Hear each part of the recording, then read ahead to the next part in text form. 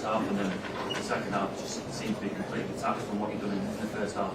Yeah, when we suffered the second goal in the beginning of the second half, we went down, and we need to be better in these moments. We need to control it.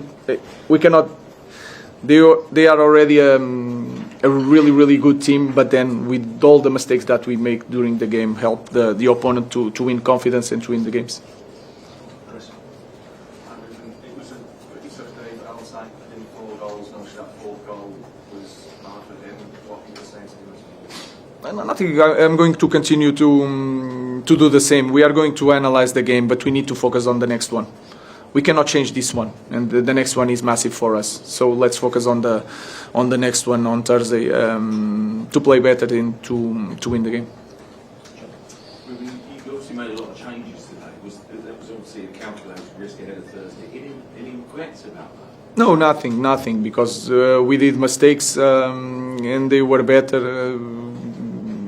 Even if we put a different 11, we don't know the results. But then we had to make choices, and we played 3 days ago. So, and you can see with Josh, he was fresh, but he had some problem.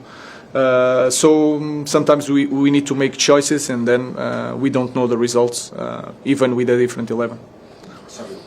When Josh came off, did you have to start prioritising the second game against Leon? Did you make a couple more changes? Yes, I will try to. I was waiting for 60 minutes more or less, but then with one stop, I was and getting a little bit not afraid, but trying to avoid any more problems. With the goalkeeping situation, will he be back in consideration to start against Leon? You guys have to wait. We are going to start the next week tomorrow, and then I'm going to choose the best starting 11 for the next one. Mr. Amorim, this result means Manchester United have the lowest Premier League points of the season in this. How did Man United go from here? On Wednesday you said we have one extra second on the ball to complete the game. Newcastle made sure you didn't have an extra second. How did you? No, the first part of the question is the reflection of our season. So we need to accept that and to move forward and try to do things so much better in the future to don't have this kind of season. And then you can see some goals that they were doing high pressure, and we lose the possession in some moments, in some spaces that we cannot lose the possession. So we need to improve in a lot of things, and again, our position is the reflection of our performance this season, and we have to accept it. Hi Ruben.